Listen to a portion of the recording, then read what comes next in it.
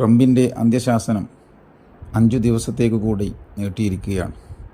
ഇതിൻ്റെ പിറകിൽ ഒരുപക്ഷെ അറബ് രാഷ്ട്രങ്ങളുടെ ശക്തമായ സമ്മർദ്ദമുണ്ടായേക്കാം.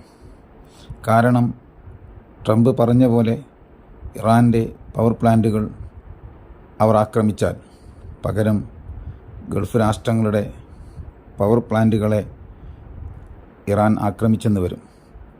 അതുകൊണ്ടുണ്ടായിത്തീരുന്ന കഷ്ടനഷ്ടങ്ങൾ പിന്നീടൊരിക്കലും നികത്താനാകാത്തതുമായിരിക്കും. പശ്ചിമേഷ്യയുടെ തന്നെ മുഖച്ഛായ മാറുന്ന സംഭവമായിരിക്കും അത്. പരസ്പരമുള്ള ആക്രമണമല്ല, മറിച്ച് പരസ്പരം വിശ്വാസത്തിലെടുത്തുള്ള സംഭാഷണവും ചർച്ചയുമാണ് യഥാർത്ഥ പ്രശ്നപരിഹാരത്തിനുള്ള മാർഗം.